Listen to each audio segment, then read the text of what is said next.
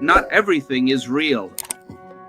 I'm going to cover a slightly scientific part, and I'm also going to talk about the spiritual side, which is really important for getting out of the matrix, out of this simulation, this video game, this thing that seems real but actually isn't. And to make it easy for you to understand, most of your thoughts don't exist. They're not real, or rather, they come from a past that's already dead. Even though I know everything that's happened to your wounded ego has been painful, the truth is that most of those thoughts come from a past that's already dead and a future that doesn't exist yet. So that's where we are, outside of reality. The Matrix is... Look, love and compassion, without judgment, without judging anyone, are the antidotes for getting out of the Matrix.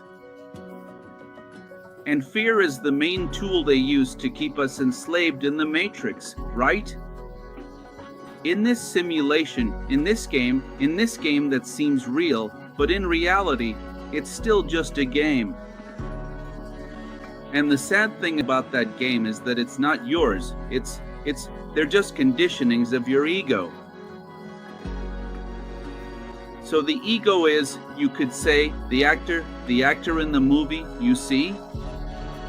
It's the ego. The wounded ego is what controls our perception, our thoughts, our emotions. It makes us feel like victims. It leads us to develop fear, depression, anxiety. All these wounds come from the ego and keep us conditioned under a program that isn't ours. So, what Neo discovered in this movie is that he, being a programmer. Now, the part that doesn't, for me, it doesn't make sense, because you can't really understand the movie exactly as it is. And I'll tell you why. One thing is the artificial intelligence part. That's not true.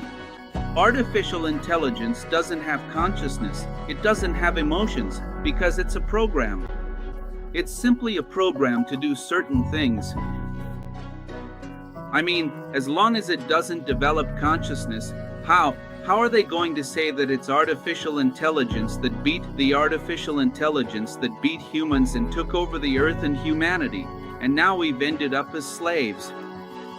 Instead. And then we end up in a war.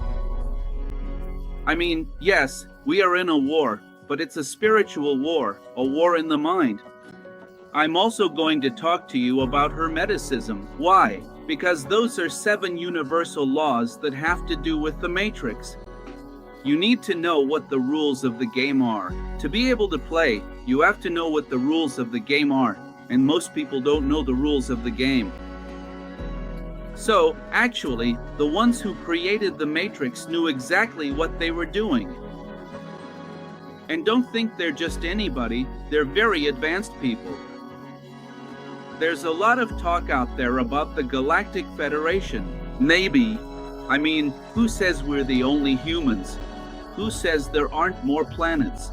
There are tons of planets and tons of galaxies. We're not the only ones. There are planets where there could be life, but they haven't gotten there because it's too far away.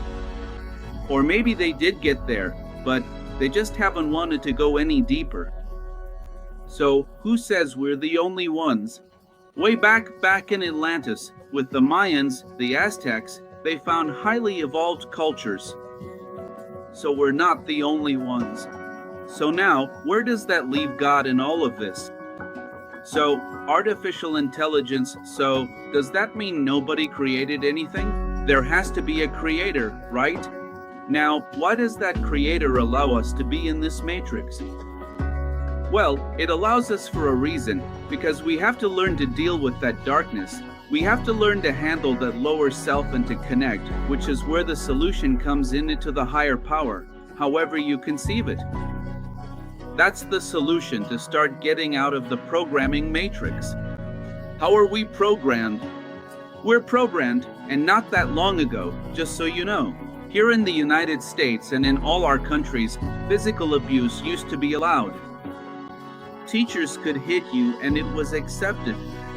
You would sign so they could hate your children. Here too, in the United States and in our Hispanic countries, it's clear, right? Physical abuse was allowed. So the government is one of those that controls us the most. Look at how they controlled us during the pandemic.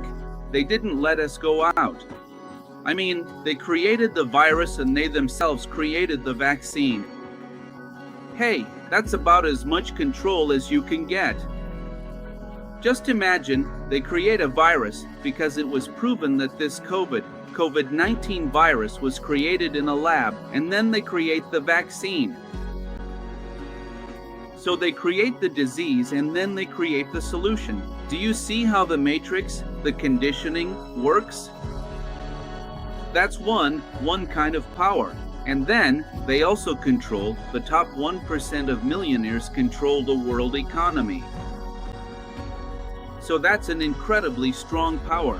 If we don't have money, how are we going to be? Full of fear, stressed, worried, anxious, sad, frustrated, angry.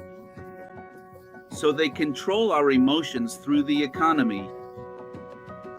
Religion itself, without judging religion, because, well, religion has many valuable things, but it also instills fear in us. A punishing God is going to punish you. The apocalypse, fire will rain down, you're a sinner. From there, they make us feel guilty about the original sin, right? We already come into the world feeling guilty, right? From the moment we're born, because Eve ate the apple. So, from there we carry guilt, fear, we're conditioned, programmed. So, most people respond to that programming because they don't question their beliefs. So, in Buddhism, it's called samsara. Samsara, that wheel of samsara, where birth, death, and then reincarnation happen, that's what's called samsara. That's what they call it in Buddhism. In Hinduism, they call it Maya, the illusion. Maya, that's what they call it. So, look, there's a scientist, and for Mexicans, this scientist is amazing, Jacobo Grinberg. He came up with a simulation theory, only he called it the Synturgic theory. He was already talking about there being other dimensions where Pachita, the shaman, would perform surgeries with a regular kitchen knife. She would take something out and then generate a lung in another dimension, generate a heart, generate a liver, and bring it back, open up the body, put it in, take out one organ and put in another.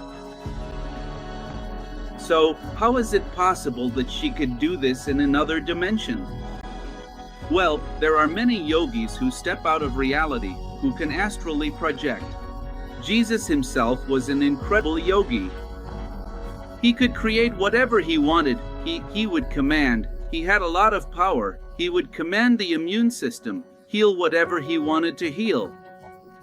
He was in another dimension. Maybe he was extraterrestrial because he said he was not of this realm. So, we have to learn to get out of this matrix, out of that conditioning. Look, according to scientific studies and studies done by many truth seekers and spiritual people, it's said that we're only at about 25%, more or less, of people who are awakening or are awake. We still have 75% of people who haven't woken up yet, asleep. We are asleep in the material world, asleep in power, in prestige, in competing, in wanting to have more. And that's how they condition us. That's how they keep us asleep. In addictions, it's terrible. Why are there so many addictions? Because we don't like reality. We want to escape from reality. It's better to watch Netflix all day, better to play video games, better to buy a bunch of things. We are in the having, in the competition. That's conditioning, that's matrix. So we are slaves. And who controls us? Who rules us? Well, yes, there is one. There is a domination through a consciousness. And who is that conscience? Well, that's higher consciousness. It's not the artificial intelligence, the ISIS. That's fiction.